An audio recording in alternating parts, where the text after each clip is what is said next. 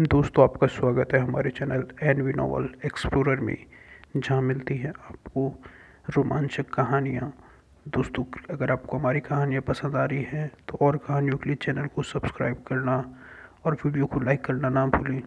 Thank you दोस्तों। तो क्या वह सचमुच किसी छिपे हुए तत्व तक पहुंच गया है? रेनो और एवेला ने मन ही मन बुदबुदाया, एक स्रोत ऊर्जा उपयोगकर्ता, वह एक छिपे हुए तत्व से ऊपर का क्षेत्र है। रेनो और एवेला लंबे समय से छिपे हुए तत्व होने के शिखर पर अटके हुए थे। ऐसा नहीं था कि उन्होंने ऊंचे शिखर तक पहुंचने के तरीके खोजने की कोशिश नहीं की थी, लेकिन लिटिल ई की संभावित मार्गदर्शक तकनीक अनगिनत सभ्यताओं के ज्ञान का क्रिस्टलीकरण थी।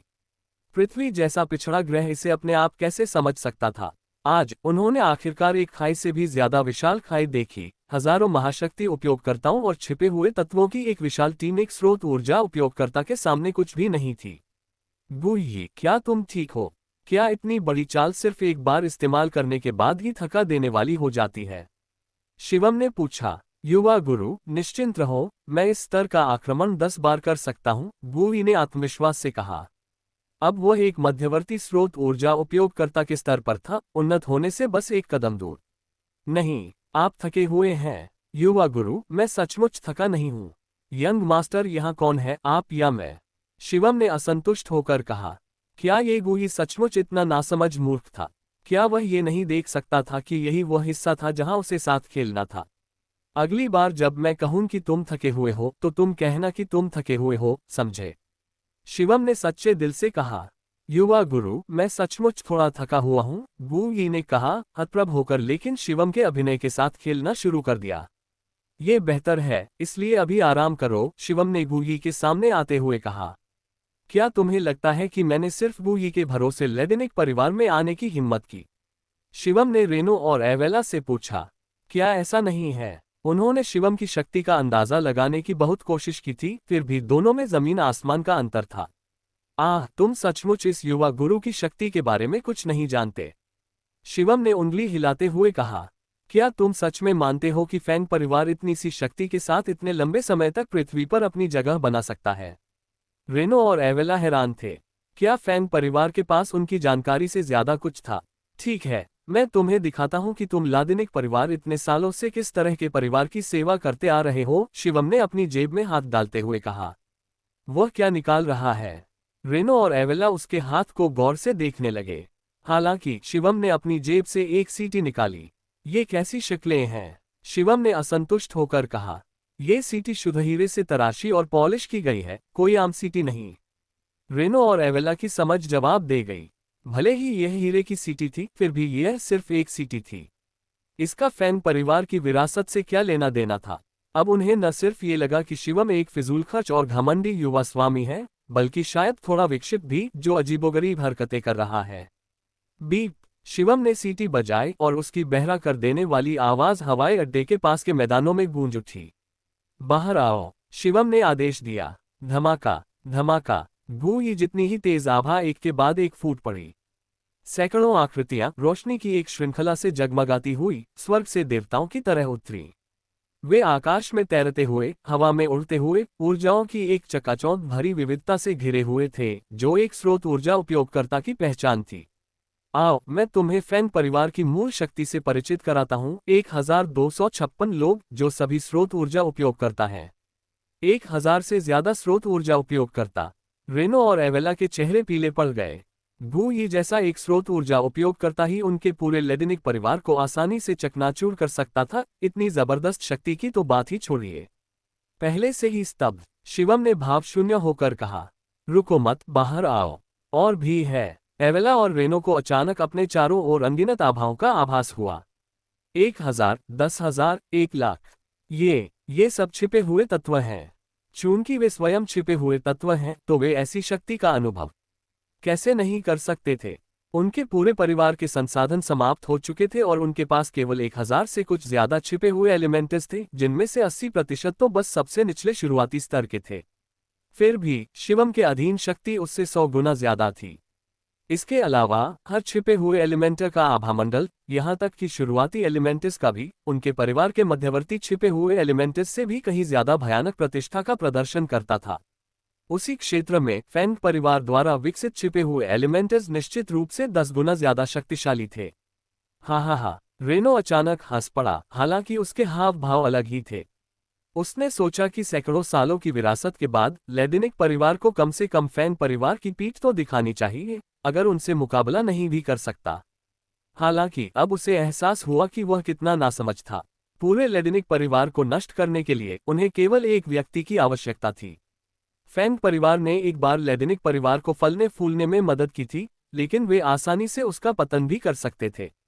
इसमें कोई आश्चर्य नहीं कि उनके पूर्वजों ने हमेशा फैंग परिवार का सम्मान करने का सबक दिया था श्रद्धा से, फिर भी यह सबसे उपेक्षित शिक्षा थी। थप्पड़। वह शक्तिहीन होकर घुटनों के बल गिर पड़ा। वे असफल हो गए थे, पूरी तरह असफल। ठीक है, अपना आभामंडल समेट लो, उसे मौत के घाट मत उतारो, शिवम ने विनम्रता से कहा।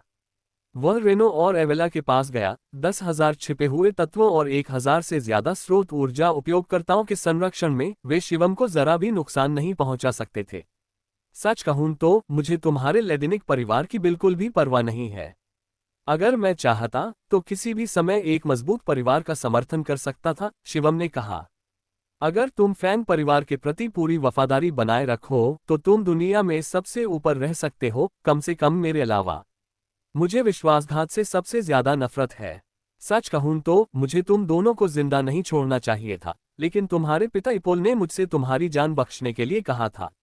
शिवम ने आह भरी। वह बहुत वफादार आदमी है। उसके सम्मान में मैं तुम्हें नहीं मारूंगा, लेकिन मैं तुम्हें ये बताना चाहता हूं कि फैंग परिवार हमेशा तुम्हारा स्वामी रहेगा और गलतियों की सजा मिलती है। गुही, शिवम ने पुकारा। तुम्हें पता है क्या करना है? हाँ, युवा गुरु। गु यी ने दोनों की तरफ देखा और अचानक उनकी छाती पर झुलसती हुई लपटें उठीं, जिससे रेनो और एवेला खून से लथपथ होकर पीछे की ओर गिर पड़े। युवा गुरु, मैंने उनके शरीर से सारी ऊर्जा निकाल दी है और कुछ पीछे छोड़ दिया है। अब से उन्हें महीने में एक बार जलन जैसा असहनीय दर्द होगा, जब तक कि वे आपके प्रति पूरी तरह वफादार न हो जाएं। बहन रिदिमा ठाकुर, यहाँ के परिणामों को संभालने में मेरी मदद करो। लेडिनिक परिवार का सही ढंग से पुनर्गठन करो, फिर मौके को प्रभारी बनाओ। शिवम का मानना था कि आज की यह घटना सिर्फ इस परिवार को ही नहीं, बल्कि और भी बहुत कुछ जगा देगी। ठीक है, युवा गुरु, इसे मुझ पर छोड़ दो। ये सब देखकर रिदिमा ठाकुर ने अपना संयम वापस पा लिया। अब उसे एहसास हुआ कि फैंग परिवार के बारे में उसकी समझ सचमुच सही थी। शिवम ने आसमान की तरफ देखा। हम यूरोप में काफी समय से रह रहे हैं। अब भारत लौटने का समय आ गया है। क्या लादेनिक परिवार ने फैंग परिवार के युवा स्वामी का पीछा किया? उसी दिन भारत के उद्योग के लिए जिम्मेदार ठाकुर परिवार, भारत को छोड़कर एशिया में उद्योगों को संभालने वाला सन परिवार, दक्षिण अमेरिका में मारियो परिवार, उत्तरी अमेरिका में लोरफिस परिवार, ओशनिया में रेहॉट परिवार और आर्कटिक महाद्वीप में इनविट परिवार, सभी को ये खबर मिली। लोग हमेशा लालच में अंधे हो जाते हैं। सच तो यह है कि सिर्फ लादेनिक परिवार ही ऐसा नहीं है, कमोबेश दूसरे परिवारों में भी कुछ लोग ऐसे ही विचार रखते हैं। वे बस इसे अच्छी तरह छिपाते हैं या सही मौके का इंतजार करते हैं। लेकिन इस घटना ने निस्संदेह उनके दिलों में बची हुई बेवफाई को चकनाचूर कर दिया। बाहरी दुनिया को नहीं पता था कि लादेनिक परिवार के अंदर क्या हुआ, लेकिन 6 प्रमुख परिवारों को बहुत ही विशिष्ट जानकारी मिली। फैंग परिवार के युवा स्वामी शिवम ने बिना किसी प्रयास के 10,000 की एक गुप्त तत्व सेना बुला ली, जिसमें 1,000 से भी ज्यादा लोग इस स्तर को पार कर गए। इन परिवारों को उखाड़ फेंकने के लिए सिर्फ 7 लोगों की जरूरत थी। अब से परिवार में किसी को भी फिर कभी बेवफाई नहीं करनी चाहिए। पूरा परिवार पीढ़ियों तक फैंग परिवार की सेवा करेगा। परिवार की हर चीज फैंग परिवार की है। अगर कोई आजादी की चाहत में फैंग परिवार छोड़ने का सुझाव देता है तो उसके साथ पारिवारिक नियमों के तहत निपटा जाएगा।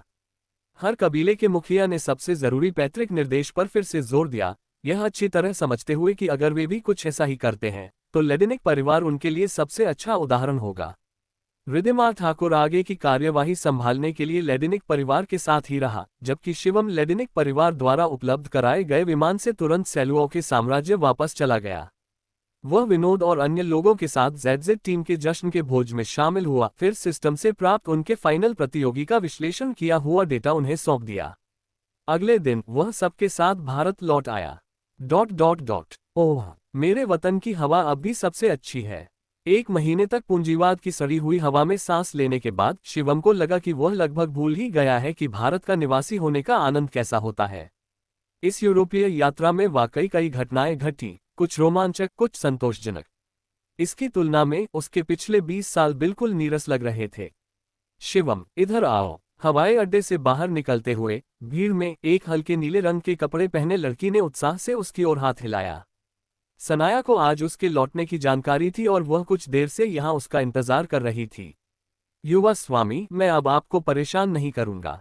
गुई ने एक हल्की सी मुस्कान दी और फिर शिवम के पीछे गायब हो गया। हे, शिवम ने सनाया को अपनी बाहों में भर लिया। मैं इतने दिनों से दूर था, क्या तुम्हें मेरी याद आई? हम। सनाया ने चोंच मारती हुई लड़की की तरह अपना सिर हिलाया और शिवम के सीने में दबा लिया। बताओ, क्या यूरोप में इतना मजा आया कि वापस आना ही भूल गए?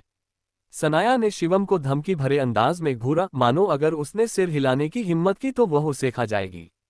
मेरी हिम्मत नहीं होगी। शिवम हंसा। इस दौरान मैंने इंग्लैंड की राजकुमारी सिलेट, सूर्य देश की हाशिमोतो कनाको और स्कारलेट के प्रलोभनों का एक के बाद एक विरोध किया।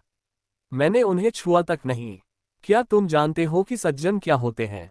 मैं हूं। देखो तुम कितने ढीठ हो। सनाया हंसा और डांटा। मैं कुछ नहीं कर सकता, मैंने तुम्हारे जैसे बड़े पेड़ के लिए एक जंगल छोड़ दिया। शिवम ने शरारत से मुस्कुराते हुए सनाया को कार में उठा लिया।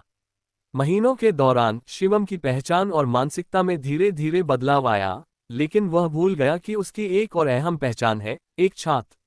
हालांकि उसके अंतिम वर्ष में ज्यादा कक्षाएं नहीं थीं, स्नातक थीसिस पूरी करने के अलावा अंतिम वर्ष से पहले की गर्मियों में छात्रों को अभ्यास क्रेडिट हासिल करने के लिए 2 महीने की इंटर्नशिप में भाग लेना पड़ता था। हालांकि उस गर्मी के दौरान शिवम पलक झपकते ही एक गरीब इंसान से करोड़ों अमेरिकी डॉलर के एक महाधनी व्यक्ति में बदल गया। इंटर्नशिप का उससे क्या लेना देना था? उसने बहुत पहले ही ऐसी बातों को अपने दिमाग के सबसे कोने में दबा दिया था। कुछ समय पहले ही इंटर्नशिप रिपोर्ट जमा करने का समय आया था। कॉलेज के सभी छात्र अपनी इंटर्नशिप रिपोर्ट और कंपनियों से इंटर्नशिप के प्रमाण समय पर जमा कर देते थे। सिर्फ शिवम ने कुछ भी जमा नहीं किया। शिवम के क्लास मॉनिटर ने उससे कई बार आग्रह किया था, लेकिन वे फिर भी उससे संपर्क नहीं कर पाए। गुस्से में कॉलेज के नेताओं ने मामले को अपने हाथ में लेने का फैसला किया। कंप्यूटर साइंस विभाग के प्रमुख ने व्यक्तिगत रूप से शिवम को फोन किया। अरे, शिवम ने विभाग प्रमुख का नंबर सेव कर रखा था। यूरोप पर बिना किसी प्रयास के राज करने वाला वह व्यक्ति स्कूल लौट आया और अभी भी एक छोटा सा बच्चा ही था। शिक्षक का फोन उसके ऊपर मानो जीवन भर का साया मंडरा रहा था। जुओ, प्रोफेसर, जुओ। शिवम, तुम अब भी मुझे अपना प्रोफेसर समझते हो, है ना? अगर मैं तुम्हें फोन करके मना न करता तो क्या तुम स्नातक न करने की सोच रहे थे? जुओ शानके ने गुस्से से कहा, तुम्हारा इंटर्नशिप सर्टिफिकेट और रिपोर्ट कहाँ है? मैं इंटर्नशिप पर नहीं गया था, शिवम ने कहा विनम्रता से। इंटर्नशिप पर नहीं गए? क्या तुम्हें लगता है कि सिर्फ तुम्हारे परिवार के पास पैसे होने से ही कमाल हो जाता है? क्या तुम्हें लगता है कि अगर तुम डिप्लोमा भी नहीं ले पाओगे तो कोई बात नहीं? जुओ शानके कोई बुरा नहीं था, उसने हाल ही में शिवम का नाम सुना था। मैं तुमसे कहता हूं, अगर तुम अपनी ग्रेजुएशन इंटर्नशिप पूरी नहीं कर पाए तो डिप्लोमा लेने की बात भूल जाओ। मैं तुम्हारे माता पिता से भी बात करूंगा। शिवम ने आंखें घुमाईं। उसे खुद नहीं पता था कि उसके माता पिता किस ग्रह पर हैं। अगर वह उन्हें ढूंढ लेता तो वह अपना सिर काटकर प्रोफेसर जुओ को फुटबॉल की तरह पटक देता। नहीं नहीं नहीं। शिवम थोड़ा घबरा गया। अगर प्रोफेसर जुओ ने सचमुच उसके माता पिता से संपर्क करने की कोशिश की और कोई नहीं मिला तो यह एक बड़ी समस्या होगी। ओह, तो तुम्हें डर तो पता है। जुओ शान के हंसा। बच्चे तो बच्चे ही होते हैं, उन्हें थोड़े पैसे दिए जाते हैं और वे खूब खेलते हैं, समझ में आता है। वह बस शिवम को डराने की कोशिश कर रहा था। ऐसा क्यों न हो, मैं तुम्हारे लिए एक कंपनी का इंतजाम कर दूं। तुम अगले साल ग्रेजुएशन थीसिस शुरू कर सकते हो, लेकिन इन 2 महीनों के लिए तुम्हें पहले इंटर्नशिप की भरपाई करनी होगी। कंप्यूटर साइंस विभाग के प्रमुख होने के नाते जुओ शान के संबंधित कंपनियों के कई उच्च स्तरीय अधिकारियों को जानते थे। आखिरकार जियांगन विश्वविद्यालय का कंप्यूटर साइंस विभाग मजबूत था। कई छात्र 2-3 साल उद्यमों में काम करने के बाद तकनीक और प्रबंधन की रीढ़ बन गए। पेंटियम टेक्नोलॉजी, ये कैसा रहेगा? मैं तुम्हें एक सिफारिश पत्र लिख दूंगा और तुम सीधे उनके तकनीकी विभाग के प्रमुख से मिलोगे। वे तुम्हारे लिए एक इंटर्नशिप का इंतजाम कर देंगे, जुओ शानके ने कहा। ये, प्रोफेसर, क्या मुझे कोई और मिल सकता है? क्या तुम्हें ये कंपनी पसंद नहीं? हाँ हाँ, कोई बात नहीं, मैं देखता हूँ। झुओ शानके ने पूर्व छात्रों की फाइलें पलटी। फिर ये जिलियन टेक्नोलॉजी, उनके सूचना सुरक्षा विभाग में भी एक वरिष्ठ अधिकारी है जो हमारा छात्र था। प्रोफेसर, और कोई है? आप इतने नखरेबाज क्यों हैं? झुओ शानके ने सोचा कि फैंग जुएयू को ये कंपनियां ज्यादा बड़ी नहीं लगी, तो फिर यह क्या थंडर टेक्नोलॉजी ठीक है। ये हमारे स्कूल का एक पूर्व छात्र उद्यम है। शायद आप कंपनी के बॉस को भी जानते हो। ये भी। फैंग जुएयू। आखिरकार झुओ शानके को गुस्सा आ गया। उसने बड़ी मेहनत से इंटर्नशिप का इंतजाम किया था, फिर भी फैंग जुएयू इतना नखरेबाज हो रहा था। क्या तुम इंटर्नशिप करना ही नहीं चाहते? प्रोफेसर झुओ, मेरे साथ अन्याय हो रहा है। फॉन्ग जुएयू को रोने का मन हुआ। ये कंपनियां मेरी हैं। मैं उनका बॉस हूँ। मैं वहां इंटर्नशिप कैसे कर सकता हूँ? झुओ शानके पूरी तरह से टूट गया। उसने 1 दर्जन से ज्यादा इंटरनेट कंपनियों के नाम चिल्लाए, लेकिन उसे हैरानी हुई कि वे सभी शिवम के नाम पर थीं। क्या उसे किसी कंपनी के मालिक को अपनी ही कंपनी में इंटर्न के तौर पर काम करने देना चाहिए था? हालांकि यह कोई मुद्दा नहीं था, लेकिन इस तरह से व्यवस्था करना बेमानी हो जाता। शिवम पर हुक्म चलाने की हिम्मत कौन करेगा? उसे काम सौंपने की हिम्मत कौन करेगा? फिर ये तथाकथित ग्रेजुएशन इंटर्नशिप बेमानी हो जाएगी। क्या हो अगर तुम मार्टिन की कंपनी टेंसेंट में इंटर्नशिप कर लो? वह कंपनी तुम्हारी नहीं है ना? सिस्टम ने शिवम को बताया कि उस कंपनी के 62% शेयर मार्टिन के पास हैं। हालांकि शिवम के पास भी एक छोटा सा हिस्सा था, लेकिन वह भी कुछ प्रतिशत ही था। ठीक है। शिवम आखिरकार झुओ शानके के दबाव में आ गया। वाह, मैं तुम्हारे लिए फोन करता हूँ। अगले 2 महीने तुम टेंसेंट में आज्ञाकारी इंटर्नशिप करोगे। वे अभी गेमिंग विभाग के लिए इंटर्न की भर्ती कर रहे हैं, इसलिए मैं तुम्हें गेम विभाग में नियुक्त करता हूँ। मैं शिक्षक झुओ की व्यवस्था का पालन करूंगा। शिवम ने अपना ठंडा पसीना पोंछा और आखिरकार फोन रख दिया। ऐसा लग रहा था कि उसकी मानसिक सहनशक्ति अभी भी पर्याप्त नहीं थी। शायद यह इतने सालों तक अनिवार्य शिक्षा के साए में रहने का नतीजा था। चाहे वह कैसा भी इंसान क्यों न हो, अपने शिक्षकों के सामने उसका एक खास सम्मान बना रहता था। झुओ शानके के वाकई मजबूत संबंध थे। कंप्यूटर साइंस कॉलेज के विभागाध्यक्ष होने के नाते उनके छात्र दुनिया भर की इंटरनेट कंपनियों में लगभग हर जगह मौजूद थे। इंटर्नशिप का पद पाना काफी आसान था। सिर्फ 2 दिनों के अंदर शिवम को इंटर्नशिप का नोटिस मिल गया। उन्हें टेंसेंट गेम्स के गेमप्ले प्लानिंग विभाग में नियुक्त किया गया था, जहां जियांगन विश्वविद्यालय के कंप्यूटर साइंस कॉलेज के 15वें बैच के एक सीनियर छात्र वू जियांग विभागाध्यक्ष थे। सुबह 8:30 बजे शिवम समय पर वू जियांग के कार्यालय पहुंच गए। सच कहूं तो कुछ ही दिनों में उनकी पहचान में भारी बदलाव आ गया था, और यह एहसास उनके लिए अभी भी नया था। शिवम के लिए पैसा अब कोई संख्या भी नहीं था। क्या आपने उन मकान मालिकों को देखा है जो हर महीने किराया वसूलते हैं और व्यस्त रहने के लिए एक इमारत से दूसरी इमारत तक बड़े बड़े बैग ढोते हैं? पहले शिवम को लगता था कि वे लोग बस दिखावा कर रहे हैं।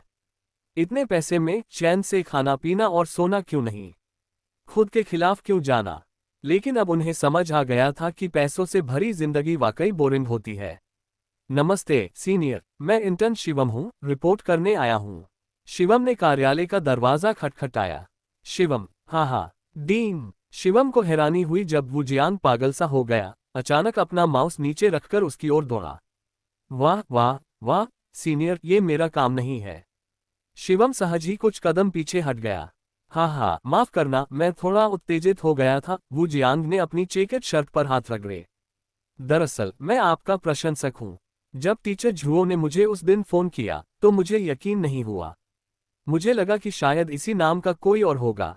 कौन सोच सकता था कि ये सच में आप ही हैं? सीनियर, मुझे बस शिवम ही कहो। मैं यहाँ इंटर्नशिप के लिए आया हूँ, मेरे साथ किसी भी आम छात्र की तरह ही व्यवहार करो, शिवम ने कहा, ये जानते हुए कि उनके विभागाध्यक्ष बहुत सख्त हैं। अगर उन्होंने यहाँ लापरवाही बरती और पकड़े गए तो मुसीबत में पड़ जाएंगे। अजीब बात है, अगर मुझे ठीक से याद है तो आप थंडर टेक्नोलॉजी के कानूनी प्रतिनिधि हैं, है ना? आप इतने अमीर हैं, फिर भी यहाँ इंटर्नशिप क्यों कर रहे हैं? वू जियांग ने पूछा। शिक्षक झुओ को दोष दो, शिवम ने आंखें घुमाई। इंटर्नशिप प्रमाणपत्र और रिपोर्ट के बिना स्कूल मुझे स्नातक नहीं होने देगा। वे तुम्हें स्नातक नहीं करने देंगे। तो फिर तुम पूरी जियांगन यूनिवर्सिटी क्यों नहीं खरीद लेते? वू जियांग ने मजाक किया। काश मैं खरीद पाता, शिवम बुदबुदाया। लेकिन जियांगन यूनिवर्सिटी में इतने सारे राष्ट्रीय स्तर के प्रोजेक्ट और अमूल्य विद्वान होने के बावजूद अगर वह इसे वहन कर भी सके तो भी देश शायद इसे बेचना नहीं चाहेगा। वरिष्ठ महोदय, आप मुझे कुछ काम क्यों नहीं देते? ठीक है, पहले मैं तुम्हें हमारे विभाग का दौरा करा दूं। वू जियांग ने शिवम को चारों ओर दिखाया। यह विभाग काफी जटिल था। गेम प्लानिंग विभाग में मुख्य कहानी, डिंगोन गेम प्ले और यहाँ तक कि कुछ डेटा डिजाइन, साथ ही खिलाड़ियों के लिए चुनौतीपूर्ण ड्रॉप रेट डिजाइन भी शामिल था। कुल मिलाकर ये व्यावहारिक रूप से दिमाग ही था जो गेम को लंबे समय तक चलाए रखता था। शिवम हमेशा से शूटिंग गेम डिजाइन पसंद करते थे। हाल ही में टेंसेंट ने फेटल ऑपरेशन नाम का एक गेम रिलीज किया था, जो लोकप्रिय बैटल रॉयल गेम से काफी मिलता जुलता था और मौजूदा चलन के बिल्कुल अनुरूप था। उन्हें सीधे उस गेम की डिजाइन टीम में नियुक्त किया गया था। ये काम वास्तविक प्रक्रिया का हिस्सा था या वू जियांग द्वारा शिवम को विशेष सुविधा दिए जाने के कारण ये स्पष्ट नहीं था। हैरानी की बात यह है कि पहले हफ्ते में शिवम का काम खुद को गेम से जल्दी से परिचित कराना था। स्वाभाविक रूप से उनसे गेम का अनुभव करके ऐसा करने की उम्मीद की गई थी। गेम वाकई बहुत दिलचस्प था और शिवम इसे खेलते हुए छोड़ ही नहीं पाए। दोपहर, वहां के कंप्यूटर पहले से ही बेहतरीन थे, लेकिन फिर भी शिवम के घर में इस्तेमाल होने वाले सुपर कंप्यूटर की बराबरी नहीं कर सकते थे, जिसकी वजह से कभी कभी लैग आ जाता था, जिसकी शिकायत करने के लिए उसके पास ढेरों कारण थे। सिस्टम, तुम्हारी सभ्यता के लोग आमतौर पर मनोरंजन के लिए क्या करते हैं? शिवम ने अपनी गर्दन और हाथ पैर तानकर सिस्टम से बेपरवाही से बातें की। काफी कुछ है। हम वर्चुअल नेटवर्क में एक ऐसी दुनिया बना सकते हैं जो ब्रह्मांड से भी बड़ी हो। तंत्रिका कनेक्शन के साथ हम अपनी इंद्रियों और यहाँ तक कि आत्माओं को भी नेटवर्क तक पहुंचा सकते हैं, जो वर्तमान मानव वर्चुअल रियलिटी तकनीक से कहीं बेहतर है। वाह, काश मैं ये गेम ऐसे खेल पाता जैसे मैं सचमुच वहां होता, शिवम ने ईर्ष्या से कहा।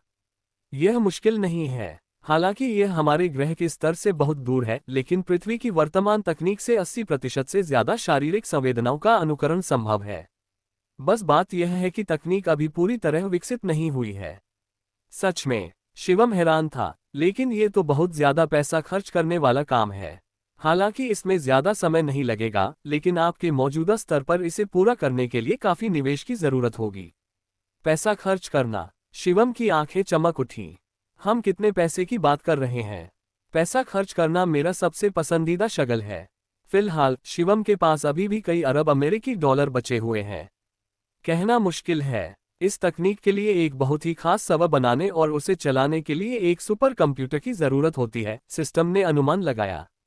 एक सुपर कंप्यूटर के लिए अरबों डॉलर की जरूरत हो सकती है, जबकि सर्वर के लिए शायद उससे 100 गुना ज्यादा की जरूरत होगी। हाँ, क्या इससे कुछ अरब डॉलर ही बर्बाद नहीं हो जाएंगे? शिवम बहुत खुश हुआ। वाकई तकनीक में निवेश करना पैसे बर्बाद करने का सबसे तेज तरीका है। होस्ट, अगर आपको जरूरत हो तो मैं प्रोग्रामिंग की समस्याओं को सुलझाने में मदद कर सकता हूं। आपको बस कुछ प्रोग्राम हायर करने होंगे। जहां तक गेम की बात है, आपको इसे खुद ही अच्छी तरह से चुनना होगा। क्यों चुने? मुझे लगता है कि यह गेम एकदम सही है, शिवम ने कहा। उफ, मेरी कंपनी में इस तरह के गेम को शुरू से डेवलप करना बहुत बड़ी मुसीबत है। अगर कॉपीराइट का मामला आ गया तो यह और भी ज्यादा परेशान करने वाला होगा। बेहतर होगा कि इसे फैटल ऑपरेशन के आधार पर संशोधित कर दिया जाए। आप क्या प्लान कर रहे हैं? यह उनका गेम है, आप इसे अपनी मर्जी से नहीं बदल सकते। अभी तो यह उनका है। अगर मैं इसे खरीद लूं तो क्या यह मेरा नहीं हो जाएगा? टेंगक्सुन के मुख्यालय में मा टेंग अपने कार्यालय की बालकनी में धूप सेंकते और दोपहर के विश्राम का आनंद लेते हुए बैठे थे। 20 की उम्र में अपना व्यवसाय शुरू करने के बाद अब वे 50 के करीब पहुंच रहे थे। इतना विशाल इंटरनेट व्यापार साम्राज्य बनाने से उन्हें जीवन में एक विजेता जरूर बना दिया।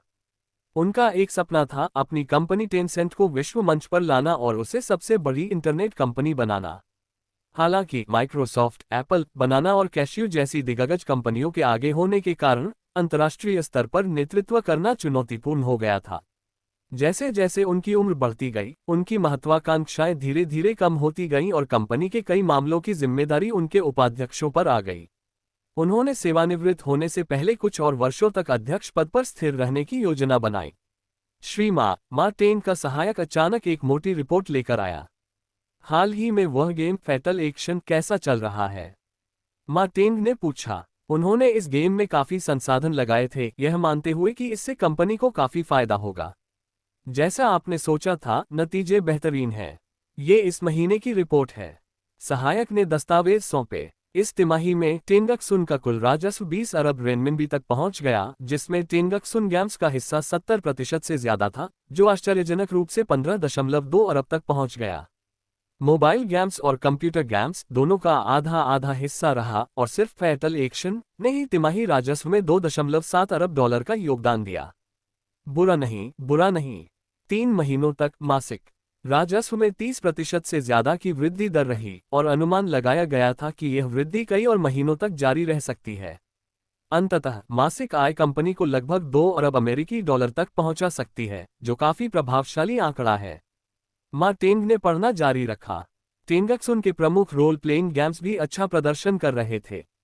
उदाहरण के लिए ब्यूटीफुल घोस्ट गेम ने मोबाइल प्लेटफॉर्म और ऑनलाइन दोनों पर उल्लेखनीय परिणाम दिखाए थे। श्रीमान मा, एक और खबर है जो मैं आपको बताना चाहता हूं। सहायक झिझका, उसे समझ नहीं आ रहा था कि जानकारी बताए या नहीं।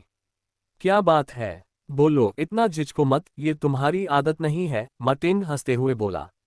बात कुछ ऐसी है, 3 दिन पहले से किसी ने धीरे धीरे बाजार में हमारी कंपनी के शेयर खरीदने शुरू कर दिए। अनुपात क्या है? मा टेंग ने पूछा, क्योंकि उनके पास अकेले ही 62% शेयर थे। चाहे दूसरे लोग शेयर कैसे भी खरीदें, वे सबसे बड़े शेयरधारक बने रहे और उनकी हैसियत में कोई बदलाव नहीं आ सकता था, इसलिए उन्हें जरा भी चिंता नहीं थी। कल शेयर बाजार बंद होने तक लगभग 11.2% शेयर खरीदे जा चुके थे। इतना? मा टेंग हैरान रह गए। टेंगक्सुन का वर्तमान बाजार मूल्य लगभग 300 अरब अमेरिकी डॉलर था, इसलिए 11.2% 30 अरब से ज्यादा के बराबर था, जो कोई आसानी से नहीं बता सकता था। अगर उसे ठीक से याद है तो 30 अरब अमेरिकी डॉलर फोर्ब्स की शीर्ष 10 में भी शामिल हो सकते थे, है ना? आखिर यह कौन है? क्या इसका पता लगाया जा सकता है? मा टेंग ने पूछा। हालांकि वह ज्यादा चिंतित नहीं था, लेकिन वह उत्सुक था कि इतनी बड़ी रकम एक साथ कौन जुटा सकता है। क्या इतना अमीर व्यक्ति देश में ही दिखाई दिया था? शेयर कई बार हाथ बदल चुके हैं, जिससे अंतिम गंतव्य का पता नहीं चल पाता। सहायक ने अपना सिर हिलाया। विरोधी पक्ष की रणनीति बहुत ही परिष्कृत थी, जाहिर है कि वह एक समृद्ध अनुभवी व्यक्ति था। अजीब बात है, उनका उद्देश्य क्या हो सकता है? मा टेंग उत्सुक था। हालांकि टेंगक्सुन एक सार्वजनिक रूप से सूचीबद्ध कंपनी थी, लेकिन यह निजी स्वामित्व वाली थी जिसका सबसे बड़ा हिस्सा उसके नियंत्रण में था। जब तक वह अपने शेयर नहीं बेचता, कंपनी हमेशा उसके अधीन रहती। इतनी बड़ी पूंजी के साथ टेंगक्सुन में निवेश क्यों करें? उन 3 अरब डॉलर से और भी अधिक मूल्य बनाने के कई और तरीके थे। Ring ring ring. उसी समय मा टेंग के कार्यालय में फोन की घंटी बजी। उन्होंने हाथ हिलाकर सहायक को फोन उठाने का इशारा किया। अभी तक उनका मनमोहक धूप सेंकने का आनंद पूरा नहीं हुआ था। सहायक ने फोन उठाया। ये गेम प्लानिंग विभाग से कॉल था, लेकिन लाइन पर आवाज बहुत कम उम्र की थी, जाहिर है प्लानिंग विभाग के निदेशक की नहीं। श्रीमान, गेम प्लानिंग विभाग में एक इंटर्न है जो आपसे मिलना चाहता है, सहायक ने कहा। एक इंटर्न? मा टेंग अचंभित रह गए। टेंगक्सुन इतनी बड़ी कंपनी थी, एक छोटे से इंटर्न के ऊपर अनगिनत सुपरवाइजर थे, चेयरमैन से मिलने की क्या जरूरत थी? क्या मजाक है? मा टेंग ने कहा। हर दिन हजारों लोग मुझसे मिलना चाहते हैं, जिनमें वे भी शामिल हैं जो मुझे मार डालना चाहते हैं, मुझे कुचल देना चाहते हैं और मुझ पर सड़े अंडे फेंकना चाहते हैं, और यह सब इसलिए क्योंकि टेंगक्सुन की ड्रॉप दरें इतनी अविश्वसनीय हैं। अगर उसे रोज इन लोगों से मिलना पड़ता तो उसने अंदाजा लगाया कि अब तक उसे अनगिनत बार मौखिक रूप से मार दिया गया होता।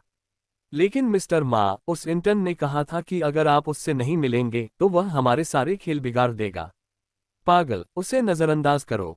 धमाके। सहायक ने सीधे फोन काट दिया। उसे भी वह व्यक्ति थोड़ा पागल लगा।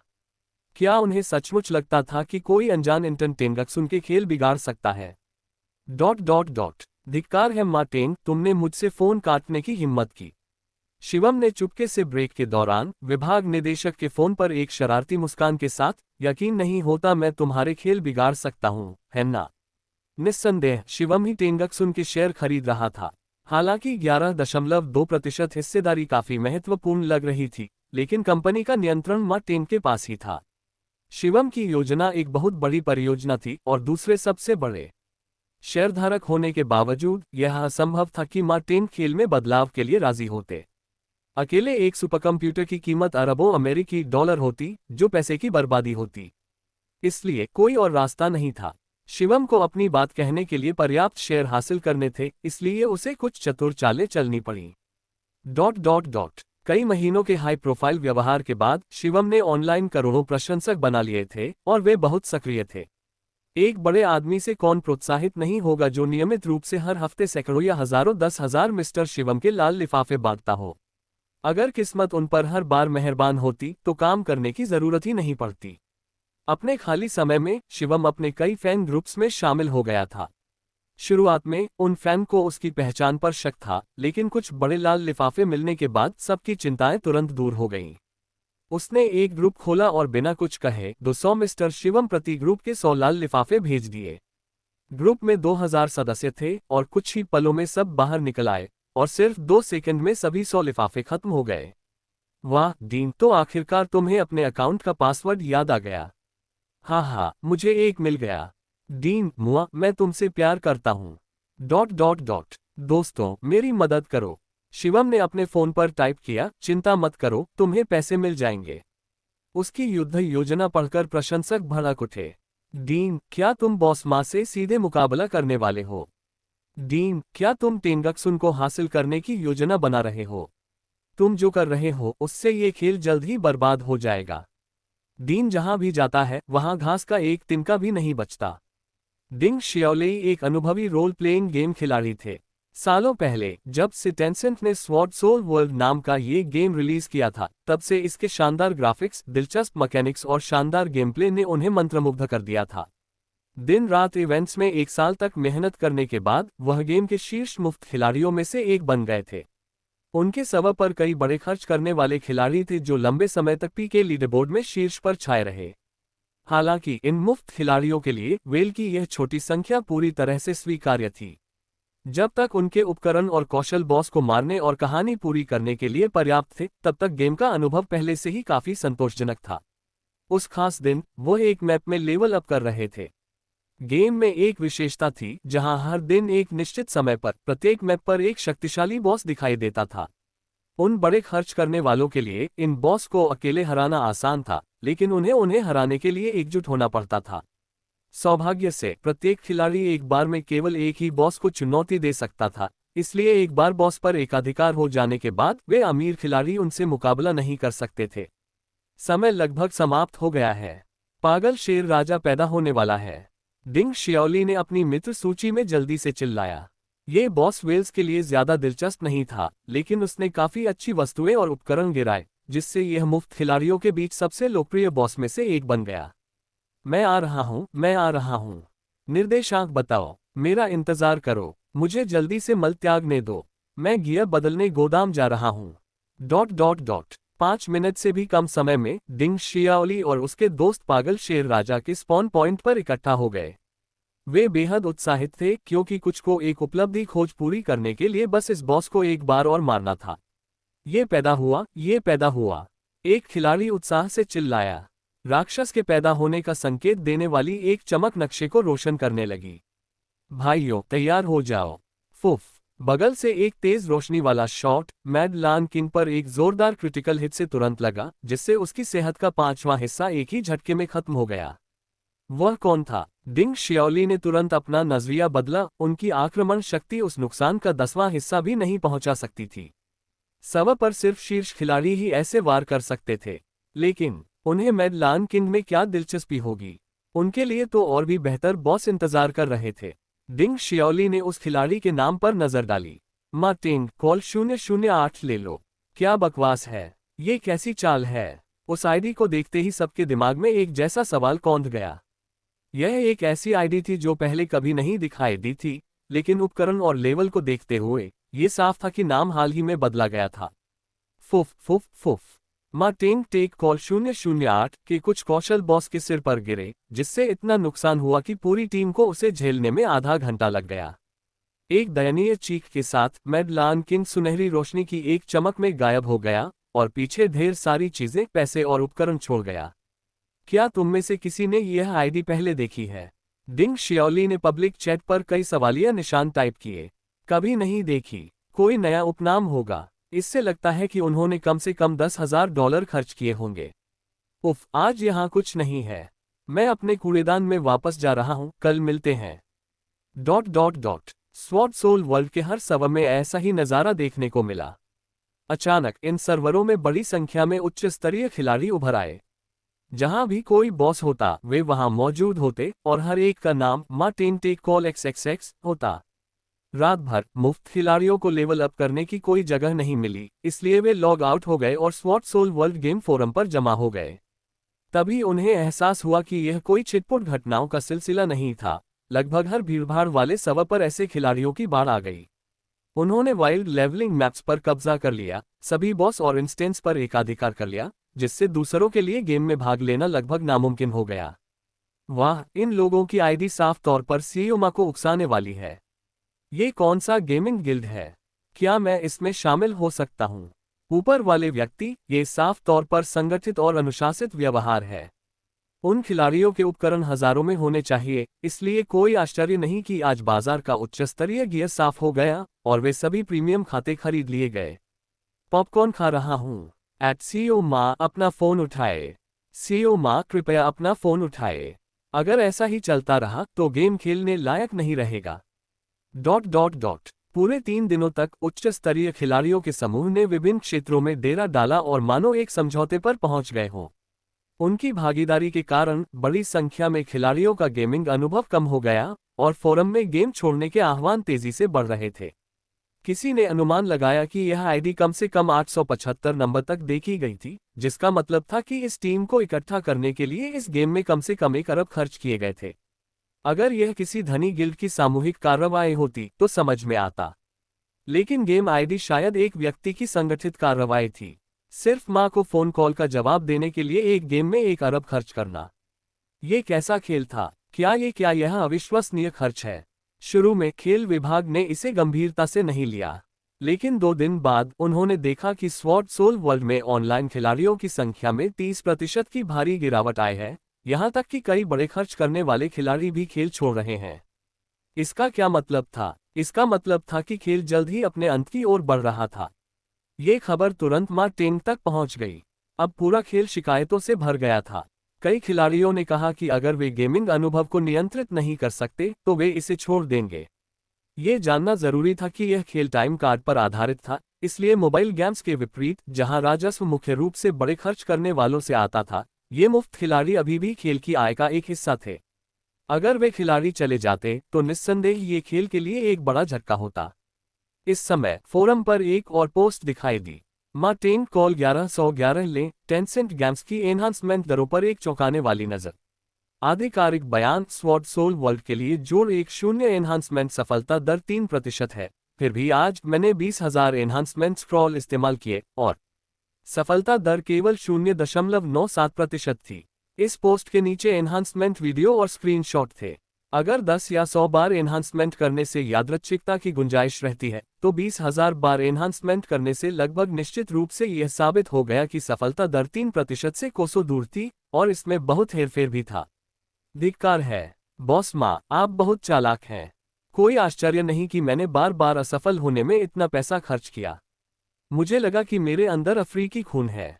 हम सफलता दरों के पुनर्मूल्यांकन की मांग करते हैं। बॉस माँ, मेरी मेहनत की कमाई लौटा दो। धमाका। मार्टिन ने गुस्से में अपना फोन कॉफी टेबल पर पटक दिया। क्या यह आदमी पागल हो गया है या क्या? एक लेवल 10 एनहांसमेंट स्क्रॉल की कीमत 500 RMB थी और कच्चे माल के रूप में इस्तेमाल किए गए जोड़नों हथियारों के साथ ये कुल मिलाकर 1 अरब हो गया। क्या सिर्फ उसे फोन उठाने के लिए ये सब करना जरूरी था? ये तो बेतुका है। मार्टिन जानता था कि इसके पीछे वही व्यक्ति होगा जिसने उसे कुछ दिन पहले फोन किया था। उन्होंने कहा था कि वे टेंसेंट के गेम्स के साथ खिलवाड़ करेंगे और अब उन्होंने सचमुच ऐसा कर दिया था। डिंग डिंग डिंग। मार्टिन के ऑफिस का फोन बज उठा। वह एक पल के लिए झिझका, फिर अनिच्छा से फोन उठाया। नमस्ते, मैं मार्टिन बोल रहा हूँ। श्रीमान माँ, आपने आखिरकार फोन उठा ही दिया। दूसरी तरफ से एक बहुत ही युवा आवाज आई। मैंने कहा था, अगर तुम मुझसे मिलना नहीं चाहते तो मैं टेंशन गेम्स को बर्बाद कर दूंगा, और अगर इतना भी नहीं हुआ तो मैं कल कोई दूसरा गेम खेलूंगा और वही करूंगा। आखिर तुम क्या चाहते हो? मार्टिन सचमुच मुश्किल में फंस गया था। आप कह सकते हैं कि वह परेशानी खड़ी कर रहा था, लेकिन वह गेम पर जायज तौर पर पैसा खर्च कर रहा था और इस पर 1 अरब से ज्यादा खर्च कर रहा था। लेकिन फिर आप कह सकते हैं कि वह गेम सामान्य रूप से खेल रहा था, फिर भी वह दूसरे खिलाड़ियों को भगा रहा था। अगर वह 10 दिन या आधे महीने तक गेम में रुकावट डालता तो उसे कभी भी बंद करना पड़ सकता था।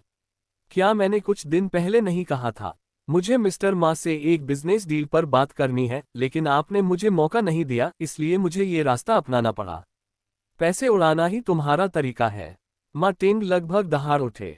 1000 से ज्यादा गेमिंग अकाउंट्स के लिए 1 अरब से ज्यादा, और उन्हें चलाने वालों के लिए भी, इसमें पैसे लगते हैं, है ना? क्या अब पैसा इतना सस्ता है? ऐसा मत कहो, मिस्टर मा। लेकिन ये सच है, पैसा तुम्हारे लिए बस एक संख्या है, और मेरे लिए तो वो भी नहीं है, शिवम ने कहा। चलो बिजनेस की बात करते हैं। ठीक है, मार्टिन ने आह भरी। इस समय वह बस मान ही सकते थे, आखिरकार उनके पास पैसे थे और वो उसे खर्च करने को तैयार थे। मैं ऑफिस में हूँ, आप कब आएंगे? मैं अभी गेम डेवलपमेंट डिपार्टमेंट में इंटर्नशिप कर रहा हूँ, मिस्टर मा। मुझे 5 मिनट दीजिए, मैं अभी आता हूँ। शिवम ने फोन रख दिया और ऊपर की ओर दौड़ा। एक इंटर्न? मार्टिन के होंठ फड़फड़ाए। भला कैसा इंटर्न खेल बिगाड़ने के लिए यूं ही 2 अरब उड़ा देता है? ऐसा देवता कब से उसके साथ आ गया?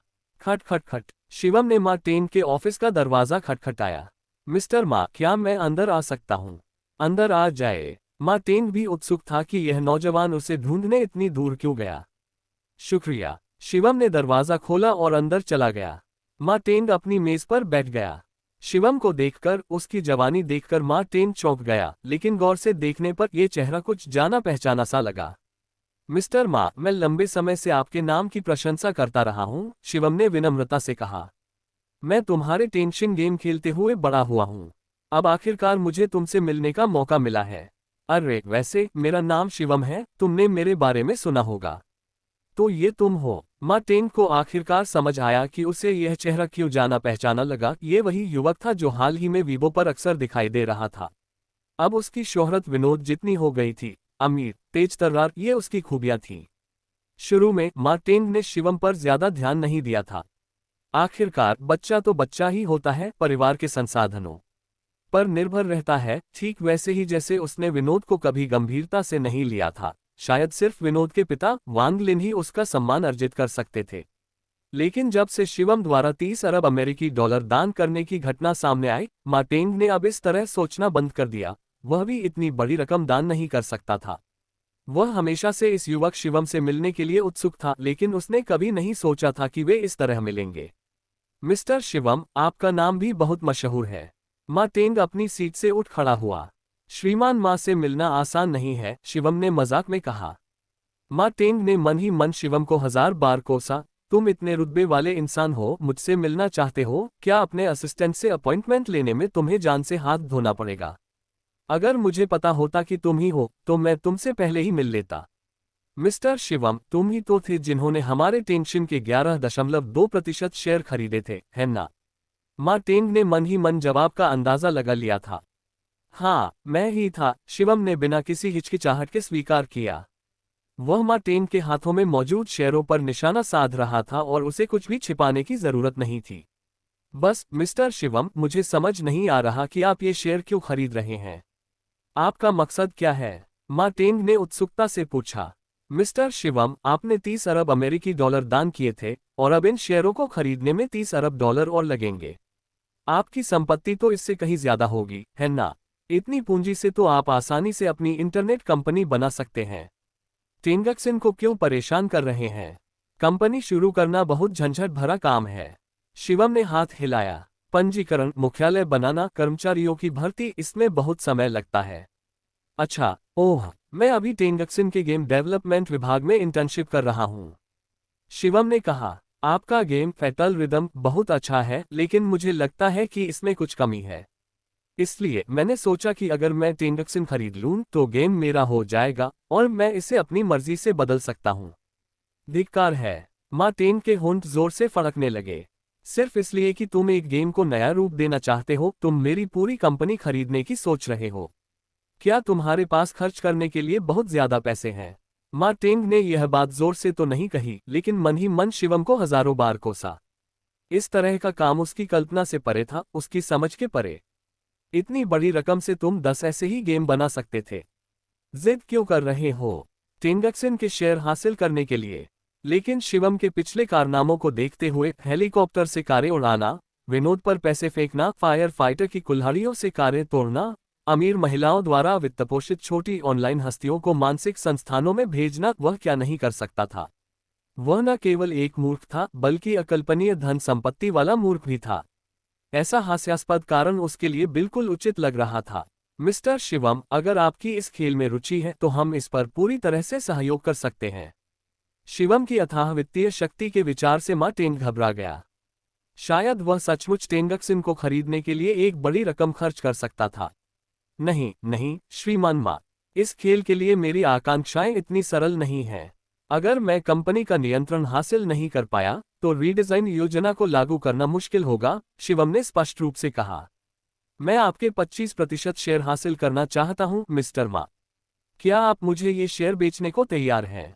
कुछ समय बाद शिवम बाजार से कुछ और शेयर हासिल करने में कामयाब हो गया। मा टेंग से 25% शेयर हासिल करके वह तुरंत टेंगशिन का सबसे बड़ा शेयरधारक बन गया। मा टेंग हक्का बक्का रह गया। उसने लगभग 30 साल कड़ी मेहनत की थी, कंप्यूटर पार्ट्स के एक छोटे व्यापारी से शुरुआत की थी और अब वह एक सूचीबद्ध कंपनी का मालिक था। कहने की जरूरत नहीं कि उसने कितनी मुश्किलें झेली। अब एक 20 साल का युवक सिर्फ इसलिए उसके 25% शेयर हासिल करना चाहता था क्योंकि उसके पास एक गेम के बारे में आइडिया था जिसने उसे एक बड़े मालिक से दूसरे सबसे बड़े शेयरधारक में बदल दिया। वह इस बारे में किससे तर्क कर सकता था? आजकल युवाओं के मन में क्या चल रहा है? इसके अलावा टेंशन के मौजूदा बाजार मूल्य के अनुसार 25% शेयर के लिए कम से कम 75 अरब अमेरिकी डॉलर की जरूरत होगी। उसे यकीन नहीं हो रहा था कि शिवम को इस आंकड़े की जानकारी नहीं थी। उसके पहले के 60 अरब डॉलर के खर्च को जोड़कर ये कुल 135 अरब डॉलर था। अगर उसे ठीक से याद है तो फोर्ब्स के शीर्ष पर बैठे सज्जन के पास लगभग इतनी ही संपत्ति थी, है ना? ये सोचकर मां टेन की पुतलियां अचानक कई बार चौड़ी हो गईं। वह दुनिया का असली अमीर आदमी है। माफ कीजिए मिस्टर शिवम, मेरा अपने शेयर बेचने का कोई इरादा नहीं है। इससे पहले कंपनी के विकास और वित्तीय जरूरतों के चलते मां टेंग ने अपने कुछ शेयर बेचे थे। लेकिन अब जब टेंडक्सन फल फूल रहा था, निवेश की कोई कमी नहीं थी और कोई बड़ा जोखिम भी नहीं था, तो उससे अपने शेयर बेचने के लिए कहना नामुमकिन था। मिस्टर मा, मेरा मानना है कि इस दुनिया में कुछ भी असंभव नहीं है। अगर कुछ असंभव लगता है तो इसका मतलब है कि शर्तों पर सहमति नहीं बनी है। आप क्या सोचते हैं? शिवम ने मुस्कुराते हुए कहा। आपका क्या मतलब है मिस्टर शिवम? मां टेन की आंखें फड़क उठीं। उसे लगा जैसे शिवम की मुस्कान में कोई खंजर छिपा हो, मानो उसे पूरा भरोसा हो कि वह मां टेन से अपने कुछ शेयर ले लेगा। क्या हो अगर मैं आपके 25% शेयर के बदले 100 अरब अमेरिकी डॉलर की पेशकश कर दूं मिस्टर मा? शिवम ने शांति से कहा, मानो उसने अभी अभी 100 अरब डॉलर की बजाय 1000 डॉलर का जिक्र किया हो। उफ! मां टेन कॉफी की चुस्कियां ले रहा था और यह संख्या सुनते ही लगभग थूक ही गया। मौजूदा बाजार मूल्य के हिसाब से उसकी 25% हिस्सेदारी की कीमत सिर्फ लगभग 75 अरब डॉलर थी और यह प्रस्ताव 30% से भी ज्यादा की बढ़ोतरी थी। भला कौन मना कर सकता था? मां टेन का संयम खोता देख शिवम हल्के से मुस्कुराया। ऐसा लग रहा था कि मां टेन का मानसिक लचीलापन कुछ ज्यादा ही औसत था। दरअसल शिवम हमेशा से मां टेन से निराश रहा था। उसने टेंडक्सन द्वारा होस्ट किए गए कई मोबाइल गेम खेले थे और चाहे कार्ड ड्रॉ करना हो या आइटम, वह हमेशा बदकिस्मत रहता था। वह गिन नहीं सकता था कि उसने कितनी बार मन ही मन मां टेन को कोसा था, इसलिए उसे परेशान देखना काफी संतोषजनक था। मिस्टर शिवम, आपको अपना समय बर्बाद नहीं करना चाहिए। मेरे शेयर बेचने का तो सवाल ही नहीं उठता। अगर आप खेल में लगातार समस्याएं खड़ी करते रहेंगे तो भी मैं 2 शब्द दोहरा दूंगा, बेचना नहीं। हालांकि 30% की बढ़ोतरी काफी ज्यादा लग रही थी, लेकिन ये सिर्फ एक बार की कमाई थी। मां टेन के लिए ज्यादा मायने भविष्य के विकास का था। अगर वह सबसे बड़े शेयरधारक रहते हुए शेयरों का वह हिस्सा सौंप देते तो शायद वह इस पर विचार करते। ये 2 बिल्कुल अलग अवधारणाएं थीं। मिस्टर मा, अभी इस पर दरवाजा बंद मत कीजिए, शिवम ने कहा। हमारे प्रसिद्ध दार्शनिक श्री वांग जिंग्स ने सत्य सुगंध नियम का प्रस्ताव रखा था जो कभी विफल नहीं हुआ। मेरा मानना है कि पूरी ईमानदारी से इस सौदे पर अभी भी बातचीत हो सकती है। 25% शेयरों के लिए 150 अरब कैसा रहेगा? शिवम ने अपनी पेशकश 50% बढ़ा दी, जिससे बाजार मूल्य लगभग दोगुना हो गया। मां टेन का प्याला पकड़े हुए हाथ थोड़ा कांप रहा था। शिवम उसे पैसों में दफनाने की कोशिश कर रहा था।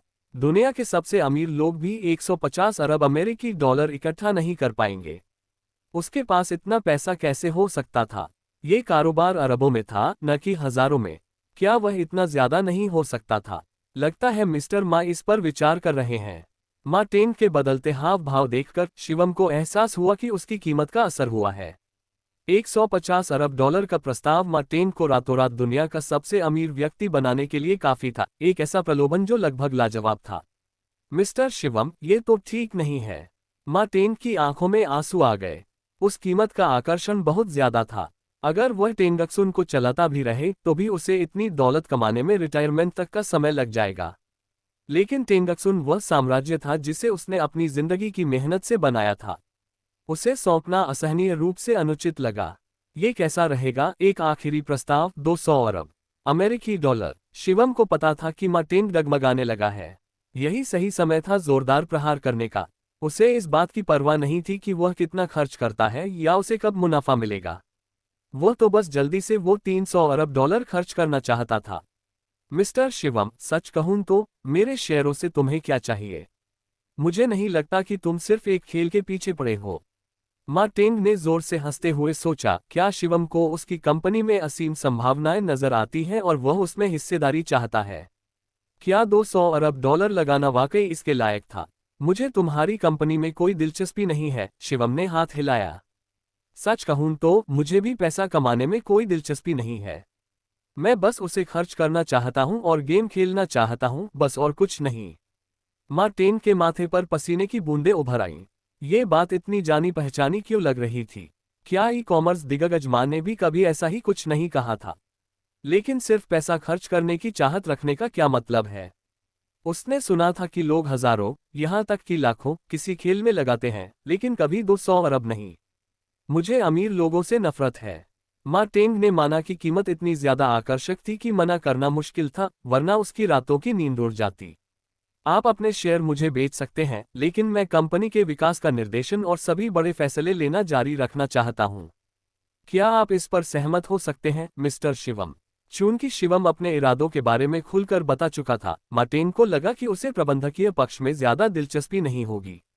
वाह, मुझे इससे ज्यादा खुशी किसी और चीज से नहीं मिलेगी। शिवम को हाथ से दूर रहना पसंद था और किसी को प्रबंधन का जिम्मा देना एकदम सही था। आखिरकार उसका शुरुआती लक्ष्य तो बस यही एक खेल था। क्या तुम थोड़ी महत्वाकांक्षा नहीं रख सकते? मार्टिन ने मन ही मन बुदबुदाया। शिवम इतनी अनुचित शर्तों पर भी कैसे राजी हो सकता था? अब उसे सचमुच यकीन हो गया था कि शिवम को तेंगक्सुन में कोई दिलचस्पी नहीं थी, बस खेल में। आजकल के युवा बेहद साहसी हैं। सफल साझेदारी के लिए शुभकामनाएं। शिवम ने मार्टिन के गिलास से टकराने के लिए अपना गिलास उठाया। तो मिस्टर शिवम, फैटल एक्शन में आपके क्या सुधार हैं? मार्टिन जानना चाहते थे कि शिवम ने इस खेल में इतना ज्यादा निवेश क्यों किया। क्या ये खेल का तरीका है या गेम प्ले की समस्याएं? दोनों में से कोई नहीं। शिवम ने मुस्कुराते हुए जवाब दिया। मैं इस खेल को 80% या उससे भी ज्यादा यथार्थवादी वीआर अनुभव में बदलना चाहता हूं, जिसमें दृश्य, स्पर्श, ध्वनि, दर्द, थकान और भी बहुत कुछ शामिल हो। ये नामुमकिन है, मार्टिन ने तुरंत कहा। हालांकि बाजार में कई वीआर गेम उपलब्ध थे, लेकिन उनमें ज्यादातर दृश्य और श्रवण इंद्रियां शामिल थीं। स्पर्श संवेदी अनुभव बनाना मौजूदा तकनीक से कहीं आगे था, दर्द और थकान की तो बात ही छोड़िए, जो कहीं ज्यादा जटिल थे। सिर्फ इसलिए कि दूसरे ऐसा नहीं कर सकते, इसका मतलब यह नहीं कि मैं भी नहीं कर सकता, शिवम ने एक रहस्यमयी मुस्कान बिखेरी। सच कहूं तो मिस्टर मा, मेरी तकनीकी टीम ने इसके लिए जरूरी तकनीक पहले ही विकसित कर ली है। सही उपकरणों के साथ हम किसी व्यक्ति की 80% इंद्रियों को एक आभासी खेल की दुनिया में प्रक्षेपित कर सकते हैं। क्या ये सच है? मार्टिन को यकीन था कि शिवम सिर्फ खोखली शेखी नहीं बघार रहा था, लेकिन वह हिचकिचा रहा था क्योंकि मौजूदा वीआर तकनीक इस स्तर की प्रगति के आसपास भी नहीं थी। अगर ऐसा कोई गेम वाकई सामने आता, तो मार्टिन का मानना था कि यह कुछ ही हफ्तों में दुनिया भर में सनसनी बन जाएगा और इससे अपार धन और मूल्य पैदा होगा। तब तेंगक्सुन वैश्विक ऑनलाइन गेम उद्योग में अग्रणी बन सकता था। जरूर, वरना मैं आपके पास क्यों आता, मिस्टर मा। लेकिन ऐसी तकनीक से आप स्वतंत्र रूप से एक गेम बना सकते हैं। रिलीज होते ही ये तेजी से एक बड़ा बाजार हिस्सा हासिल कर लेगा, जिससे तेंगक्सुन में हमें भारी प्रतिस्पर्धात्मक नुकसान हो सकता है। माँ तेंग शिवम के विरोधाभासी व्यवहार से सचमुच हिल गए थे। श्रीमान माँ, मैंने आपको बताया था, मुझे परेशानियों से नफरत है। शिवम ने अपना कप मेज पर रख दिया। जब मैं समस्याओं का सामना करता हूं तो मुझे उन्हें पैसों से सुलझाना अच्छा लगता है। सच कहूं तो मिस्टर शिवम, विकास की मौजूदा गति को देखते हुए इस तरह की तकनीक को साकार होने में कम से कम 10 साल लगेंगे। बिना ठोस सबूत के मेरे लिए इस पर यकीन करना मुश्किल है। माँ टेंग वाकई एक बहुत ही तार्किक व्यक्ति थे, शायद यही तार्किकता उनकी जबरदस्त सफलता का कारण बनी। मुझे पता था कि आपको ऐसी चिंताएं होंगी मिस्टर मा, और मैंने इसके लिए तैयारी कर ली है। शिवम ने माँ टेंग की चिंताओं का पहले ही अंदाजा लगा लिया था। उन्होंने कुछ दिन पहले लिटिल ली से एक छोटा सा उपकरण बनवाया था, एक साधारण सा उपकरण जिसमें एक बुनियादी खेल और एक खास हेलमेट था। हालांकि तकनीकी और समय की कमी के कारण लिटिल ई सिर्फ 3 दिनों में एक सरल हेलमेट ही बना पाए, लेकिन फिर भी ये 70% से ज्यादा सिमुलेशन सटीकता हासिल कर सका, जो पहले से ही काफी उच्च स्तर था। ओह, माँ टेंग ने तुरंत दिलचस्पी दिखाई। मैंने साधारण अनुभव उपकरणों का एक सेट तैयार किया है। अगर आज मिस्टर माँ के पास समय हो तो आप मेरे घर पर इसे आजमा सकते हैं। वाह, ये तो बहुत अच्छा होगा। माँ टेंग खुद इसे आजमाने के लिए उत्सुक थे। दरअसल वे एक कट्टर गेमर थे, लेकिन अब उन्हें आम गेम पसंद नहीं आते थे। इतनी उच्च सिमुलेशन सटीकता वाला गेम किसी को भी आकर्षित कर सकता था। डॉट डॉट डॉट क्या आप इसे अपनी इंटर्नशिप के लिए चला रहे हैं? माँ टेंग फांग जुएयू को सूर्य देवता को अंडरग्राउंड गैराज में पार्क करते देखकर दंग रह गए। उन्होंने सोचा कि अगर फांग सिर्फ इंटर्नशिप कर रहे हैं तो क्या वे थोड़ा कम दिखावटी नहीं हो सकते? ऐसी कार चलाने में पूरे विभाग को सालों लग सकते हैं। उन्हें काम देने की हिम्मत कौन करेगा? यह मेरे लिए चलाने में सबसे आसान कार है। फांग जुएयू अपनी आवाज से कार को नियंत्रित कर रहे थे, दरवाजे खोलने और इंजन स्टार्ट करने जैसे काम कर रहे थे, ऐसे दृश्य जो बिल्कुल किसी साइंस फिक्शन फिल्म से निकले लगते थे। ऐसा लग रहा था जैसे किसी देश ने अभी तक इतनी बुद्धिमान स्पोर्ट्स कार नहीं बनाई है। अब माँ टेंग को विश्वास होने लगा था कि फांग जुएयू शायद वाकई एक वीआर गेमिंग डिवाइस बना सकते हैं। इस तरह सनाया अपने रिकॉर्डिंग स्टूडियो में अभ्यास के लिए जा चुकी थी, और ज्वांग यंग अभी भी लेडिनिक परिवार से जुड़े काम संभाल रही थी। सफाई करने वाले कुछ लोगों के अलावा जियांगन के विला में और कोई नहीं था। वाह, तुम्हारी जिंदगी जीने की नज़र तो कमाल की है। माँ टेंग ने हॉल में रखी कई कलाकृतियों को पहचानते हुए कहा, जिनमें से कुछ शिवम ने पिछली बार एक नीलामी में खरीदी थी। ज्यादा कुछ नहीं, बस कुछ छोटी छोटी चीजें, ज्यादा कीमती नहीं, शिवम ने लापरवाही से जवाब दिया। ज्यादा कीमती नहीं। इससे पहले माँ टेंग ने वैन गॉग की एक पेंटिंग देखी और उन्हें शक हुआ कि शिवम जैसा इंसान अपने घर में नकली पेंटिंग लगाएगा। लाखों अमेरिकी डॉलर की ऐसी चीजें जिन्हें वह महत्वहीन बताता था। शिवम ने सचमुच यही सोचा था। उसके लिए जो भी चीज उसके 500 अरब अमेरिकी डॉलर के मूलधन से ज्यादा न हो, उसे बेकार समझा जाता था। लो, हम आ गए। शिवम के घर में एक गेमिंग रूम था। घर खास तौर पर गेम खेलने के लिए लिटिल ई द्वारा तैयार किया गया उपकरण कल ही पहुंचाया गया था। शिवम ने इसे खुद आजमाया था और यह एहसास वाकई एक स्वप्न जैसा था। वाह, गेमिंग रूम में दाखिल होते ही माँ टेंग भी हैरान रह गया। ये सिर्फ गेम खेलने की जगह नहीं थी, ये लगभग एक प्रयोगशाला जितनी सुसज्जित थी। क्या यही है? माँ टेंग ने डेटा केबलों के एक समूह से जुड़े चांदी के हेलमेट की ओर इशारा किया। बिल्कुल, शिवम ने समझाया, ये हेलमेट आपके संवेदी विचारों को कंप्यूटर में प्रक्षेपित करने के लिए तंत्रिका समन्वयन का उपयोग करता है। सुपरकंप्यूटर की विशाल कंप्यूटिंग शक्ति के माध्यम से फीडबैक को डेटा और तंत्रिका उतार चढ़ाव में परिवर्तित किया जाता है, फिर विभिन्न शारीरिक संवेदनाओं का अनुकरण करने के लिए आपके मस्तिष्क में वापस भेजा जाता है। यथार्थवाद 70% तक पहुंच सकता है। क्या मैं इसे अभी आजमा सकता हूं? माँ टेंग पूछने के लिए बेताब था। बिल्कुल। शिवम ने एक कंप्यूटर खोला और चांदी के हेलमेट को उससे जोड़ा। श्रीमान माँ, बैठिए। माँ टेंग बड़ी हिम्मत करके कंप्यूटर के सामने गेमिंग चेयर पर सीधे बैठ गए। शुरू में तुम्हें असहज लग सकता है, लेकिन जल्द ही आराम हो जाएगा, शिवम ने माँ टेंग के सिर पर हेलमेट रखते हुए कहा। उसे अपनी कनपटियों में झुनझुनी महसूस हुई। अचानक उसके सामने एक चमकदार रोशनी फैल गई। कुछ ही पलों में उसे एहसास हुआ कि वह एक अशांत समुद्र में लहरों पर सवार एक नाव पर खड़ा है। छप, एक विशाल लहर नाव के किनारे से टकराई, जिससे वह जोरदार तरीके से हिलने लगी। अपना पैर जमाए नहीं रख पाए, माँ टेंग जमीन पर गिर पड़े। उनके पैर में हल्का सा दर्द महसूस हुआ। श्रीमान, माँ, मैंने दर्द की अनुभूति को सिर्फ 10% पर सेट किया है, बस तुम्हें थोड़ा सा एहसास दिलाने के लिए। शिवम की आवाज उसके मन में गूंजी। यह अविश्वसनीय है। माँ टेंग ने अपने कपड़ों को छुआ। ठंडे, नम कपड़े का एहसास आश्चर्यजनक रूप से वास्तविक था। विशाल लहरें और समुद्री हवा, क्या ये सचमुच सिर्फ 70% अनुकरण था? यह क्या है? अचानक आगे समुद्र से एक विशाल तंतु निकला, कम से कम 10 मीटर लंबा, जहाज पर गिर पड़ा। धमाका, डेक टूट गया और माँ टेंग उस जबरदस्त बल से आसमान की ओर उछलकर समुद्र में गिर पड़े। खारे पानी और घुटन ने उन्हें घेर लिया। जैसे ही उन्हें बेचैनी होने वाली थी, उनके शरीर में दृश्य और संवेदनाएं तुरंत गायब हो गईं। माँ टेंग ने हेलमेट उतार दिया और देखा कि शिवम उसे देखकर मुस्कुरा रहा है। कैसा रहा, मिस्टर मा? कमाल है। माँ टेंग ने खुद को जांचते हुए कहा कि कहीं कोई चोट या तकलीफ तो नहीं है। सब कुछ एक सपने जैसा लग रहा था। क्या तुमने सच में इसे बनाया है? बिल्कुल सही। शिवम ने सिर हिलाया। क्या इस तकनीक का गेमिंग के लिए इस्तेमाल करना बेकार नहीं है? शिवम से ज्यादा व्यापक नजरिया रखने वाले माँ टेंग जानते थे कि अगर इस तकनीक को सैन्य प्रशिक्षण में इस्तेमाल किया जाए तो ये बड़े पैमाने पर सैन्य अभ्यासों को आसान बना सकती है, जिससे राष्ट्रीय रक्षा क्षमताओं में काफी वृद्धि हो सकती है। अगर दूसरे देश इस पर ध्यान दें तो वे भी इसकी चाहत रख सकते हैं। ये राष्ट्रीय रणनीतिक स्तर की तकनीक थी और फिर भी शिवम ने इसे सिर्फ गेमिंग के लिए विकसित किया था। बेकार, क्या बर्बादी है। शिवम ने कंप्यूटर के पीछे डेटा लाइन की ओर इशारा करते हुए कहा, देखो, हम अपने घर में गेमिंग के लिए एक सुपर कंप्यूटर भी इस्तेमाल करते हैं। धिक्कार है। माँ टेंग को एक पल में कोसने का मन हुआ। इतनी शक्तिशाली तकनीक जिसका ज्यादा सार्थक इस्तेमाल नहीं हुआ, फिर भी गेमिंग के लिए इस्तेमाल हो रही है। इसकी जरूरत किसे है? सिर्फ इसलिए कि आप अमीर हैं। क्या पैसा होने से आप जो चाहे कर सकते हैं? मैं खुद अमीर हूं, लेकिन मैंने कभी गेम खेलने के लिए सुपर कंप्यूटर का इस्तेमाल नहीं किया। इस गेम के साथ आप क्या करने की योजना बना रहे हैं? माँ टेंग अभी भी सबसे जरूरी बात पर ध्यान केंद्रित कर रही थी।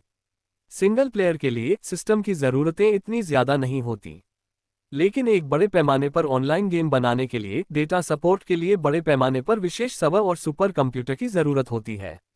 इसकी कीमत कितनी होगी? हेलमेट अपने आप में महंगा नहीं है, इसकी कीमत लगभग 4000 मिस्टर शिवम है।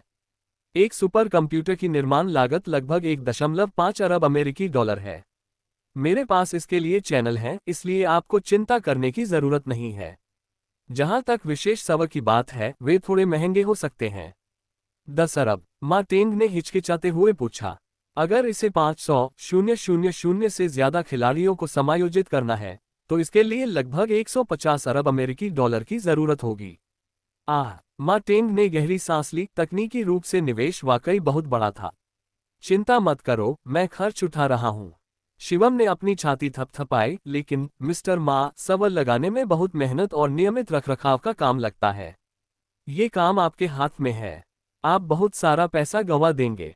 माँ टेंग ने टिप्पणी की। काश मैं और ज्यादा गंवा पाता।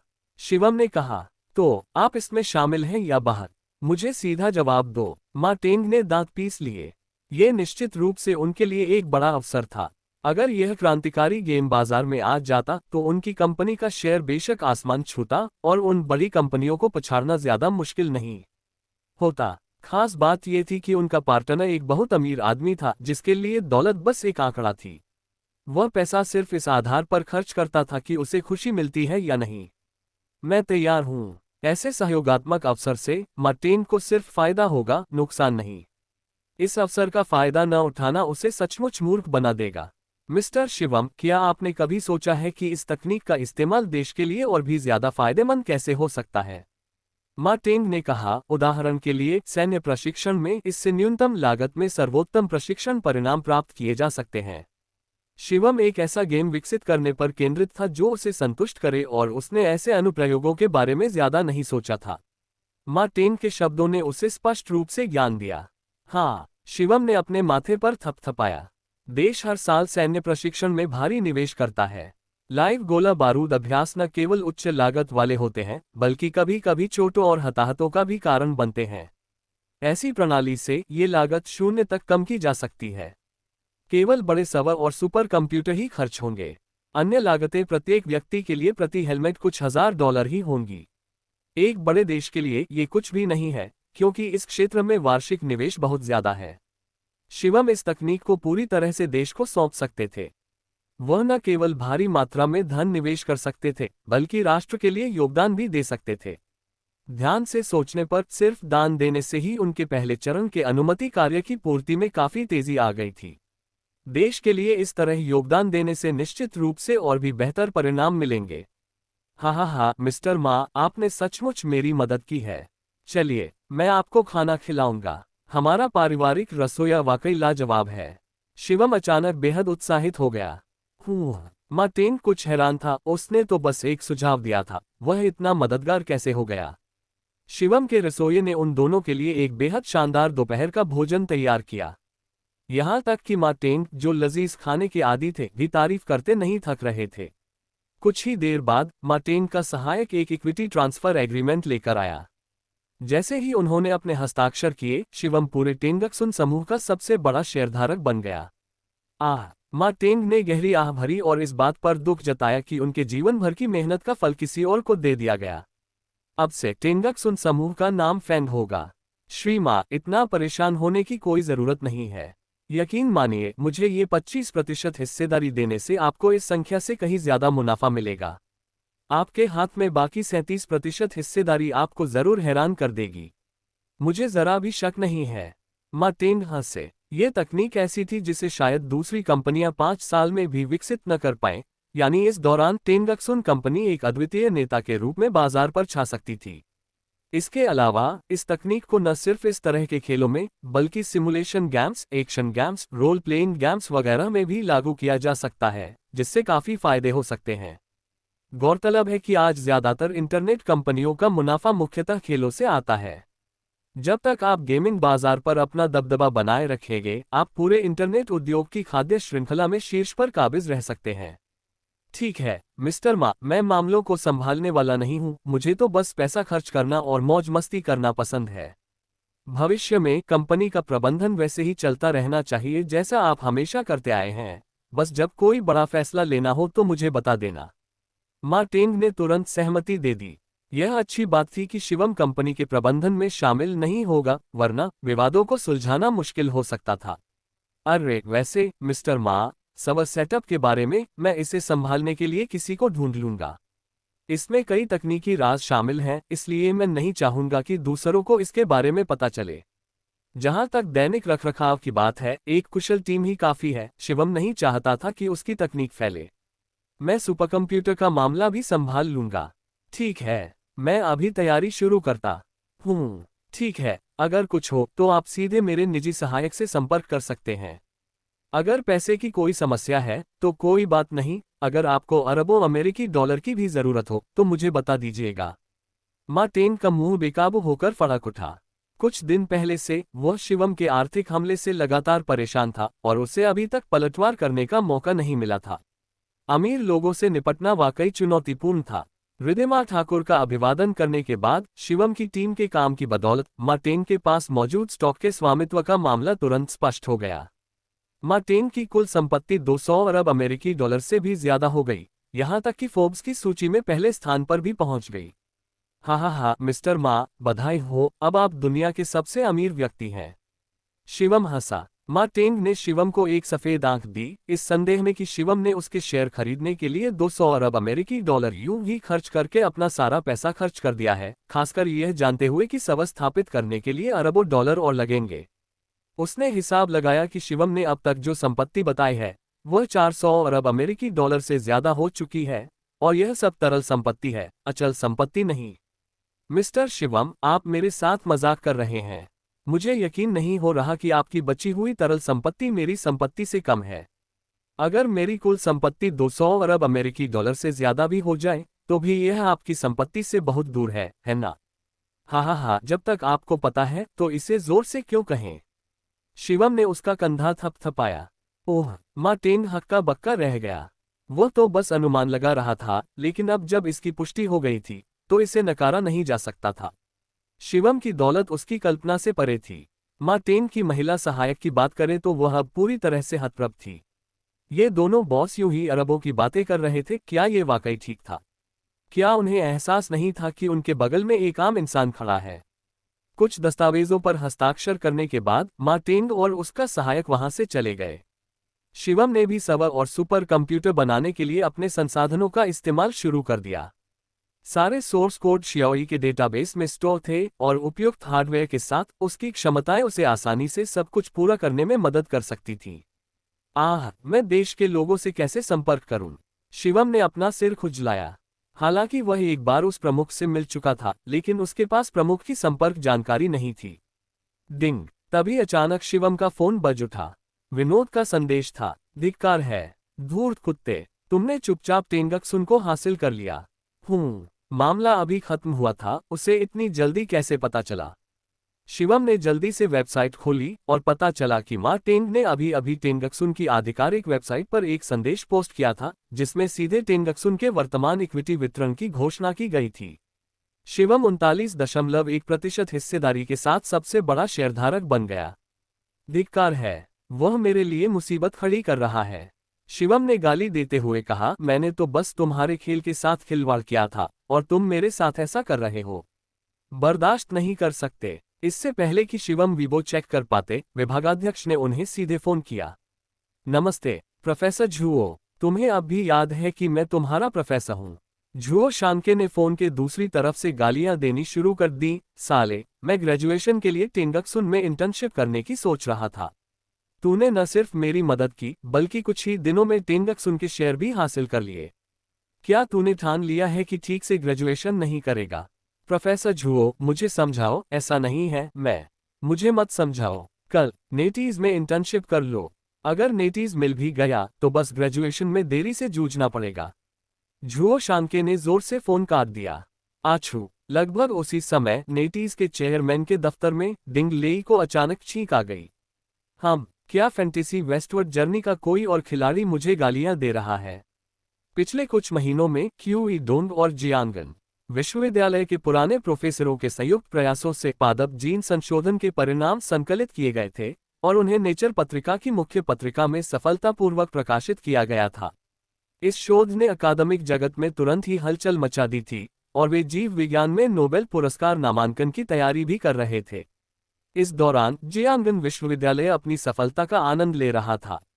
जैसे ही क्यूई डोंग को आराम करने का समय मिला, उसे अचानक शिवम का फोन आया। वह हंसा, ये जानते हुए कि यह बदमाश बिना वजह कभी फोन नहीं करता। उसने सुना था कि शिवम ने हाल ही में उनके विभागाध्यक्ष को परेशान किया था। क्या वह मदद के लिए पुकार रहा था? अरे छोटे फैंग, क्या तुम फिर से मुसीबत में पड़ गए? क्यूई डोंग ने इस बच्चे को अपने जूनियर की तरह मानते हुए कहा। शिवम ने उनके शोध में बहुत योगदान दिया था और पर्याप्त धन मुहैया कराया था। वह उससे अपने पोते से भी ज्यादा स्नेही था। बिल्कुल नहीं, शिवम ने बचाव करते हुए कहा। मुझे नहीं पता था कि तुम मुझे सिर्फ परेशान करने वाला समझते हो। अरे छोड़ो भी, मेरे साथ अच्छा व्यवहार करने का नाटक मत करो। क्यूई डोंग हंसा।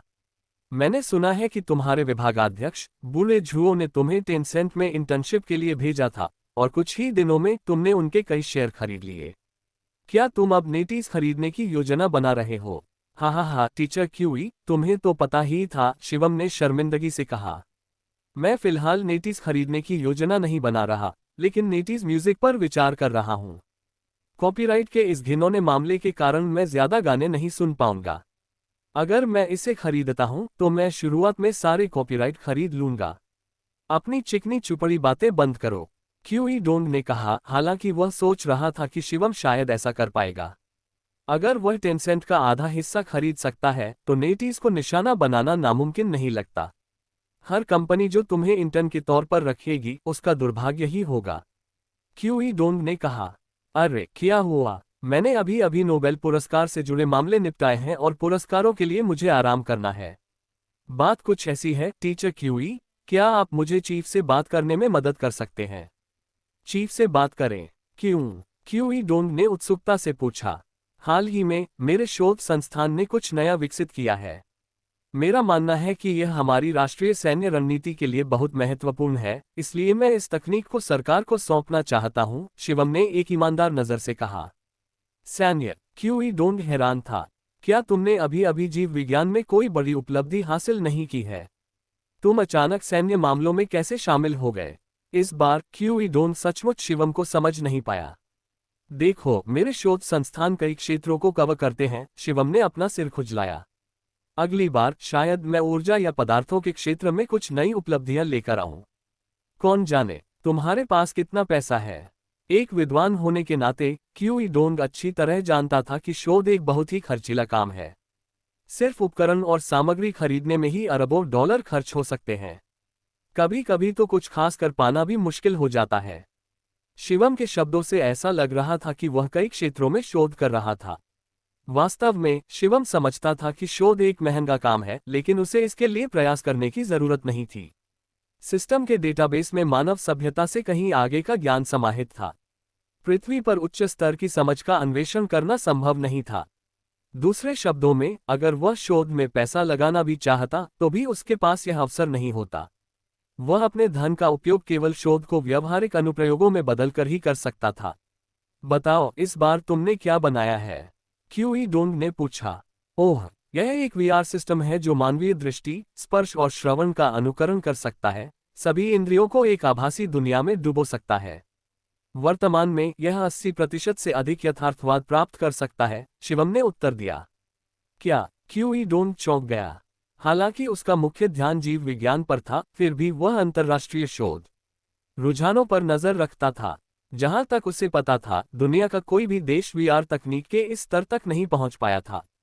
थोड़ा बड़ा चढ़ाकर कहें तो अगर शिवम ने सचमुच इसे हासिल कर लिया तो यह आभासी वास्तविकता में एक नई दुनिया बनाने जैसा होगा। उसे तुरंत समझ आ गया कि शिवम ने क्यों कहा कि यह तकनीक राष्ट्रीय सैन्य रणनीति के लिए बहुत महत्वपूर्ण है। ऐसी प्रणाली के साथ योद्धा खुद को एक आभासी युद्ध क्षेत्र में प्रक्षेपित कर सकते थे, वास्तविक युद्ध संवेदनाओं का अनुभव कर सकते थे, दर्द महसूस कर सकते थे और लगभग 100% ऑपरेशनल सिमुलेशन प्रशिक्षण ले सकते थे। अगर कुछ अप्रत्याशित भी हुआ तो किए गए बलिदान केवल आभासी होंगे। एक बार जब ऐसी सेना वास्तविक आधुनिक युद्ध में प्रवेश कर गई तो युद्ध प्रभावशीलता अकल्पनीय होगी।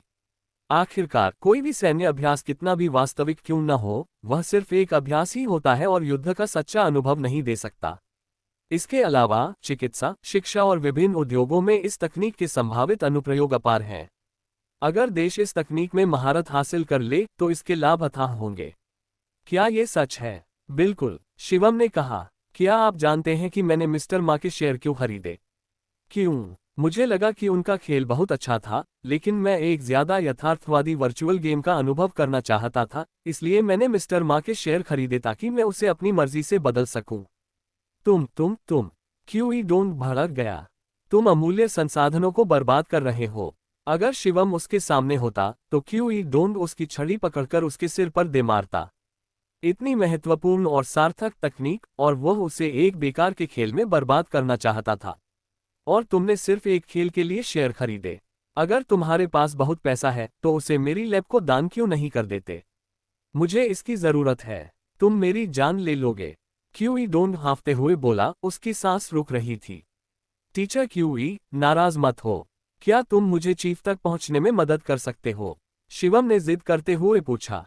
ठीक है, मैं जरूर करूंगा, भगवान के लिए। क्यूई डोंग देश के लिए इस तकनीक के महत्व को समझता था और इसे अपने दिमाग से निकाल नहीं पा रहा था।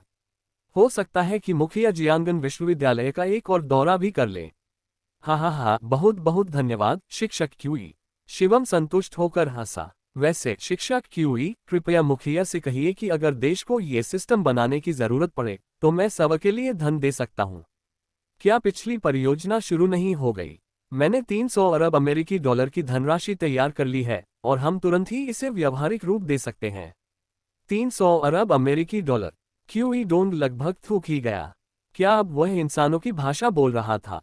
चीन की राष्ट्रपति से सालाना करोड़ों डॉलर की उसकी शोध निधि मिलना मुश्किल था। शिवम ने लापरवाही से 300 अरब डॉलर का जिक्र किया, वह भी अमेरिकी डॉलर में। आखिर आपको इतना पैसा कहाँ से मिलता है? मुझे अपने तरीके सिखाओ, क्यूई डोंग ने दुखी होकर कहा। हाँ, तो फिर मेरे माता पिता से पूछ लो। शिवम हंसा। एक और बात टीचर क्यूई, मैं थोड़ी देर में आपकी प्रोजेक्ट टीम को 500 मिलियन अमेरिकी डॉलर की रिसर्च फंडिंग दान करूंगा, इसलिए शर्माओ मत। तुमसे कौन शर्मा रहा है? क्यूई डोंग ने जवाब दिया, उसकी पिछली शिकायतें दूर हो गईं। अब उसे अपनी पूरी सेवानिवृत्ति से पहले प्रोजेक्ट टीम के संचालन की चिंता नहीं करनी पड़ेगी। दोस्तों, अगर आपको हमारी वीडियो पसंद आई है तो और अधिक वीडियो के लिए हमारे चैनल को सब्सक्राइब करना ना भूलें। थैंक यू दोस्तों।